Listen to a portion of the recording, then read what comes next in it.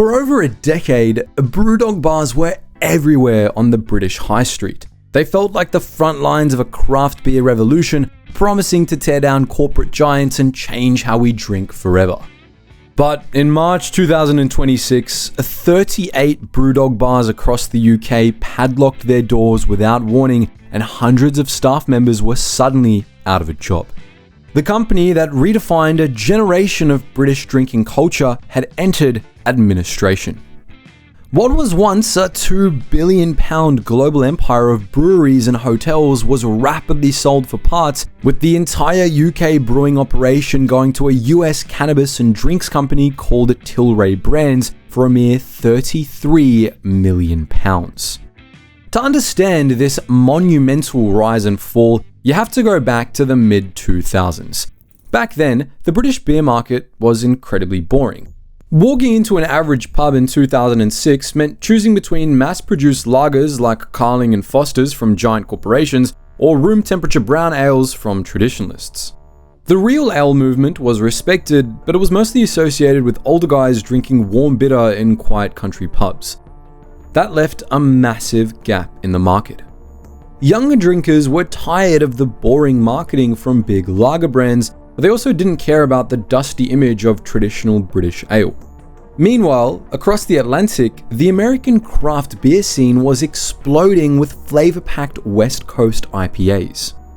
The British public just couldn't get their hands on them. The massive brewers controlling the UK supply chains had no reason to bring those new flavors over because they were already making billions selling cheap, easy-to-make lager. Seeing this dead market, James Watt and Martin Dickey decided to attack it in 2007. The two friends, from the coastal town of Fraserburgh, Scotland, started brewing tiny batches in a freezing industrial estate. They filled glass bottles by hand and sold them out of the back of a beaten-up van at local farmers markets. But taking that operation to the next level required a substantial bank loan, which the founders managed to secure by essentially lying to their bank manager. They completely fabricated their financial projections and inflated their early sales numbers just to get their hands on £20,000 for proper professional brewing equipment. That £20,000 hustle paid for the stainless steel vats used to brew Punk IPA, a drink that became the foundational blueprint for their entire empire. It's easy to look at Punk IPA today and see a relatively standard pale ale, but in 2007, it was a complete shock to the system. Handing a British drinker a hazy, unfiltered pint packed with bitter tropical fruit notes delivered an absolute sensory overload compared to the watered-down corporate lagers dominating the pubs. To sell something that radically different, Watt and Dickey needed an equally aggressive narrative. In his autobiography, Business for Punks, Watt explicitly outlines the strategy they used to disrupt the market, writing that they set out to offer a modern rebellion. They positioned themselves as the ultimate underdogs waging a righteous war against corporate monopolies, slapping confrontational manifestos right onto the labels. Watt championed a philosophy designed to alienate casual drinkers, telling entrepreneurs to deliberately make people hate you and let haters fuel your fire while you focus on your hardcore fans. They challenged consumers to abandon the mainstream, creating a chaotic brand identity that immediately hooked a millennial demographic desperate for authenticity. Maintaining that rebellious image presented a massive financial problem as the business began to grow. Scaling a commercial brewing operation demands huge capital for canning lines and logistics networks, yet turning to private equity firms meant joining the exact corporate establishment BrewDog claimed to despise. To bypass traditional investors, they engineered a masterclass in alternative finance and launched a crowdfunding program called Equity for Punks. Years before platforms like Kickstarter popularized the concept, they invited their loyal customers to buy shares directly in the company for a relatively small amount of money. But these shares were incredibly risky. They weren't traded on a public stock exchange, meaning there was no easy mechanism to sell or see a return. BrewDog distracted from this by offering a suite of lifestyle perks that successfully transformed casual drinkers into zealous brand ambassadors. Investors received lifetime discounts at the bars and early access to limited edition beers, alongside an invitation to the annual general meeting, which the founders had transformed from a standard corporate gathering into a massive music and beer festival in Aberdeen. This strategy eventually convinced over 200,000 individuals to pour nearly £100 million of their own money into the business across multiple funding rounds. These fans were told they were funding a literal revolution to disrupt the global beer monopoly, a message that took hold so deeply that some investors permanently tattooed the company logo on their bodies in exchange for free merchandise. The intense emotional connection completely blinded the fanbase to the traditional metrics of investing, effectively handing BrewDog a massive, highly engaged marketing army ready to fiercely defend the company against any online criticism. Backed by that fiercely loyal army and a newly filled war chest, BrewDog unleashed a relentless series of viral marketing stunts to keep themselves permanently cemented in the national headlines. Traditional television and print advertising were wildly expensive and largely ignored by their target demographic, so the founders bypassed them entirely. Instead, they relied on guerrilla tactics specifically designed to generate free press coverage through sheer audacity and controversy. To announce a new bar opening in Camden, they drove an actual military tank down the London High Street, halting traffic and drawing massive crowds. They even projected massive images of themselves completely naked onto the side of the Houses of Parliament to mock political establishment figures. Every single one of these stunts was meticulously designed to be photographed, shared, and ultimately picked up by mainstream news outlets. The release that truly cemented their global notoriety arrived during an industry-wide race to create the highest alcohol by volume beer in existence. BrewDog entered the fray with The End of History, a blonde Belgian ale freeze-distilled multiple times to reach a staggering 55% ABV. The liquid itself was entirely overshadowed by its packaging though, because the founders stuffed the bottles inside the actual taxidermy bodies of stoats and grey squirrels. Producing only a handful of units and charging hundreds of pounds per bottle, the visual of a beer protruding from the mouth of a dead squirrel predictably caused absolute outrage among animal rights charities and commentators. As the media went into a frenzy condemning the company as grotesque and irresponsible, Watt and Dickie simply sat back and watched their brand awareness metrics explode worldwide. This strategy showed how the company could turn regulatory bodies like the Portman Group into their personal PR departments. BrewDog realized that getting banned by industry watchdogs served as free advertising, so they began intentionally designing campaigns to trigger official investigations. When they released an 18.2% imperial stout called Tokyo, they slapped a label on the bottle declaring verbatim, "everything in moderation, including moderation itself." What logically follows is that you must, from time to time, have excess. The Portman Group launched an investigation into the irresponsible messaging. The Portman Group explicitly noted that BrewDog was hyping controversy by publicizing investigations and attracting headlines by claiming its products were being banned. The founders effectively turned the legal compliance landscape into a marketing tool to continuously reinforce their rebellious image. That continuous cycle of manufactured outrage translated directly into a massive surge in brand awareness, allowing BrewDog to break out of the supermarket aisles and take over the high street. They began opening dedicated craft beer bars at a breakneck pace across every major UK city, actively distancing themselves from the sticky carpets and brass fittings of the traditional British pub. The aesthetic was heavily industrialized. Exposed brickwork, corrugated iron, vintage arcade machines, and bright neon slogans replaced the old tavern feel, while casually dressed staff acted as guides through the complex world of craft beer. Controlling these physical retail spaces meant BrewDog captured the entire profit margin from the brewing vat straight to the customer's glass. The venues quickly transformed into highly profitable community hubs where equity for Punk's investors congregated to use their discounts, creating a massive self-sustaining revenue stream. But dominating the UK scene was never going to be enough for a boardroom with unchecked ambition. The founders soon set their sights on the United States, viewing the birthplace of the modern craft beer movement as the ultimate prize. They launched a new crowdfunding campaign targeted specifically at American investors, raising enough capital to construct a gigantic state-of-the-art brewing facility in Columbus, Ohio. They even attached a bizarre boutique hotel dubbed the Doghouse, allowing guests to sleep in rooms overlooking the vats and pour pints from taps installed directly next to their beds.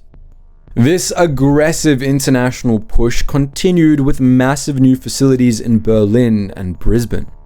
Watt and Dickey operated on the assumption that their punk branding was a universal concept capable of disrupting any market on the planet. Running a logistics network with colossal breweries across 3 different continents requires a highly sophisticated corporate management team, but BrewDog was attempting to manage a global empire while still relying on the chaotic, impulsive energy of a garage startup. Running a multinational corporation with that kind of unchecked impulsivity eventually led to spectacular unforced errors. Without experienced executives to vet their wild ideas, the marketing team began launching promotions that crossed the line from edgy to completely illegal. This peaked with the disastrous solid gold can promotion in 2021. To boost sluggish sales, the company launched a Willy Wonka-style hunt, claiming to have hidden several solid gold cans of Punk IPA inside standard multi-packs. The promotional materials aggressively pushed the narrative that finding one of these cans meant securing a prize worth £15,000. When fans actually cracked open the winning boxes, they quickly discovered the prizes were just standard aluminium cans plated with a microscopic layer of gold, holding almost zero actual material value. The outraged winners took their grievances directly to the Advertising Standards Authority. The watchdog launched an investigation and officially ruled the campaign to be highly misleading, a decision that severely damaged BrewDog's carefully cultivated anti-corporate image. The backlash framed the company as cheap scammers rather than generous rebels, forcing James Watt into a highly unusual public apology where he claimed the mistake cost him around £500,000 out of his own pocket to settle the dispute. That fundamental inability to gauge public perception carried over into the pink IPA fiasco. Attempting to make a statement about the gender pay gap, BrewDog repackaged its flagship beer into bright pink bottles, rebranded it as Beer for Girls, and offered a 20% discount to female customers.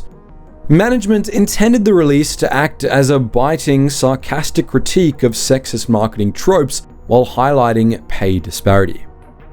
The public completely ignored the intended satire and instead saw a massive corporation using a lazy, stereotypical aesthetic to pander to women. Feminist groups, industry professionals, and the core fanbase tore the campaign apart online, accusing BrewDog of trivializing a serious socio-economic issue just to move infantry. Their reliable tactic of using controversy as a blunt instrument was rapidly becoming a massive corporate liability as the cultural landscape shifted toward demanding genuine accountability over cheap stunts. That growing public demand for genuine accountability finally breached the walls of BrewDog's own headquarters in June 2021, shattering the facade of their fun, rebellious utopia from the inside out. Dozens of former employees, operating under the banner Punks with Purpose, released an explosive open letter directly onto Twitter. The document immediately went viral and gained massive traction across every major national news outlet in the country by completely ripping the curtain back on the company's internal corporate environment. The letter detailed a culture where executive leadership prioritized growth at all costs above the well-being of their workers, creating what the authors described as a toxic culture that permeated the entire business. It pulled no punches in its assessment of the workplace atmosphere, stating that the single biggest shared experience of former staff is a residual feeling of fear. A fear that apparently kept many from speaking out even after they had left the company. The authors argued that the company's carefully curated marketing image was a complete fabrication designed to attract investment and drive retail sales, and that, behind the scenes, BrewDog had actually built a business on the back of empty promises, where being treated like a human being was never a given. At the center of this controversy was James Watt himself, with the letter claiming the entire business was built on a cult of personality that allowed his leadership style to go unchecked. Former staff described an environment where being berated in public was common and where being treated like a human being was sadly not always a given. This created a workplace where pushing back against unrealistic deadlines or unsafe conditions felt like a fireable offense. This revelation delivered a catastrophic existential blow to a brand that had built its entire valuation on being an ethical, community-driven alternative to the corporate grind. The public suddenly discovered that the company treating the establishment with open contempt was treating its own frontline hospitality and brewery staff significantly worse. The initial response was highly defensive, with Watt suggesting the complaints were simply the work of a few disgruntled former staff members. But as the intense public backlash grew and current employees began anonymously backing up the claims, the executive team panicked. Watt was forced to issue a highly publicized apology, promising to fundamentally overhaul the corporate culture, hire independent HR consultants, and implement anonymous feedback mechanisms. The response felt exactly like standard corporate crisis management, leaving the loyal Equity for Punks investors deeply conflicted as they realized the revolution they had funded was completely devoid of actual ethics. That realization deepened into a national scandal when the BBC's disclosure program aired a major investigative documentary aimed at James Watt's personal behavior. Featuring on-camera interviews with former staff, the broadcast detailed a working environment that left female bartenders feeling uncomfortable and powerless. The reality of navigating this power dynamic was laid bare when former manager Dylan Gray admitted on camera, "I would schedule certain female staff around him so they wouldn't be there. I would schedule more men at nights when he was there." Other staff members confessed they felt obligated to advise young employees on how to physically avoid the founder during his routine pub visits. One worker explicitly stated they warned new hires, "Just kind of leave after your shift. Don't really hang around and don't always do your hair and makeup that day. Like, don't catch his attention." The documentary exposed a workplace where employees felt trapped by the corporate hierarchy, captured perfectly by a bartender who asked, "What do you do when that's your boss, the head of the company? You can't really tell them no or cut them off. You feel a little bit powerless." Rather than taking accountability, Watt aggressively denied the allegations and launched immediate legal threats against the broadcaster. He claimed to be the victim of a coordinated smear campaign by jealous rivals and took the extraordinary step of hiring private investigators to track down the whistleblowers within his own ranks. This maneuvering completely alienated the public and presented the image of a paranoid executive lashing out at his workforce. The fallout was swift, leading the B-Lab organization to quietly revoke BrewDog's highly coveted B Corp status and officially confirm that an independent ethical oversight body had found the company lacking. Desperate to manufacture some positive press while their cultural reputation burned, the executive team pivoted hard into environmental initiatives. They purchased a massive 9,300-acre estate in the Scottish Highlands called Kinrara and heavily promoted it as the Lost Forest. Billed as a monumental reforestation project designed to make the company carbon negative, they secured substantial taxpayer grants to plant millions of trees and plastered this eco-friendly messaging across all their packaging. But because of exceptionally poor planning, harsh weather, and a lack of fencing to protect the saplings from deer, a massive proportion of the trees died almost immediately. As internal financial pressures began to mount, BrewDog quietly abandoned the grand environmental vision altogether and sold the sprawling Highland estate for a knockdown price to a private buyer. Those internal financial pressures were rapidly accelerating because the broader macroeconomic environment had turned violently against them. The hospitality sector was already reeling from a post-pandemic shift in consumer habits, as younger demographics generally drank less alcohol and opted for different social experiences. The fatal blow, however, was inflation. The cost of raw materials like malts and hops skyrocketed overnight, while the energy required to boil thousands of liters of liquid in massive industrial breweries became punishingly expensive. BrewDog suddenly found itself trapped under enormous operating costs, while daily foot traffic across its heavily leased venues steadily declined. Their aggressive global expansion strategy had bloated the corporate structure, leaving it highly inefficient and hemorrhaging cash just as economic conditions tightened. Management had locked the company into long-term leases for massive flagship locations and premium real estate markets right before the cost of living spiked. The entire operation was precariously balanced on the expectation of infinite growth. During peak fundraising rounds, the company boasted a nearly £2 billion valuation that was completely detached from the fundamental reality of selling beer in a saturated market. That astronomical figure relied on the assumption that BrewDog would eventually become the dominant global player and replace industry titans like Heineken or Anheuser-Busch.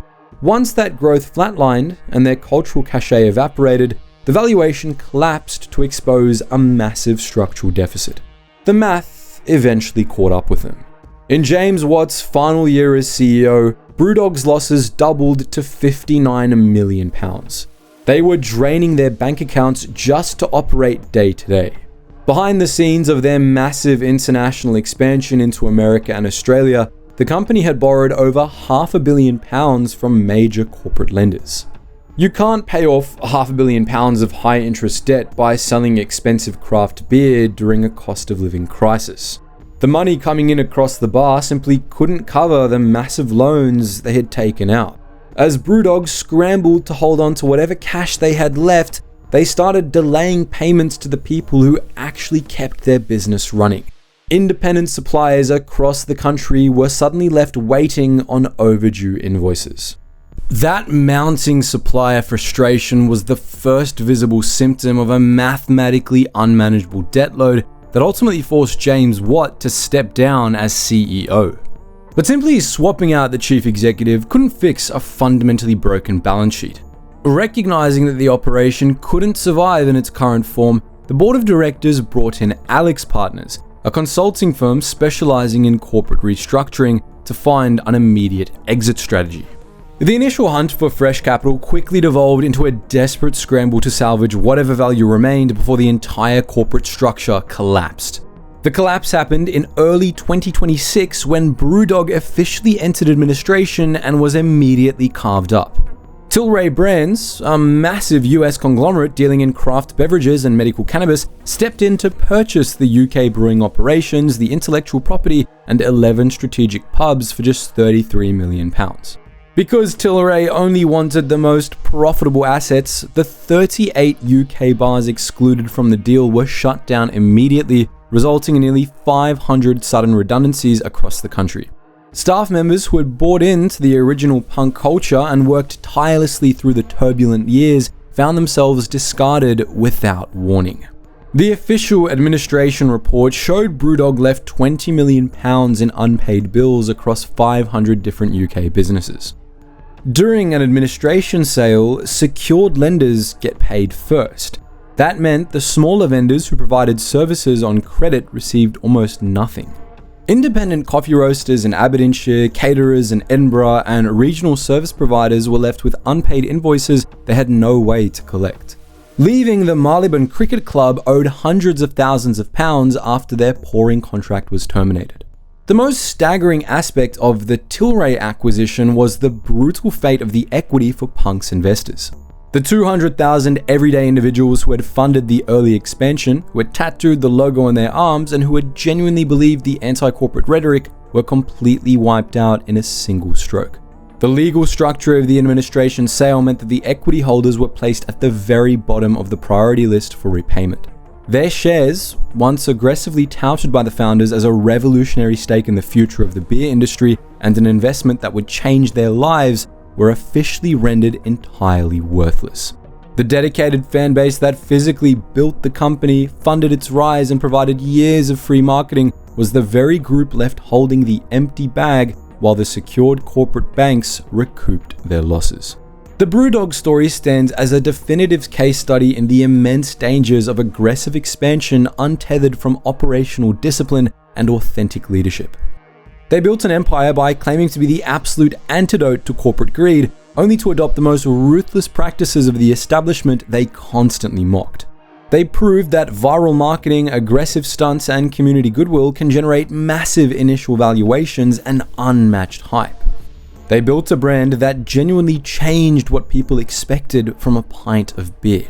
But they also proved that those exact same things can't sustain a business that lacks a healthy internal culture, honest leadership, and a mathematically solid foundation.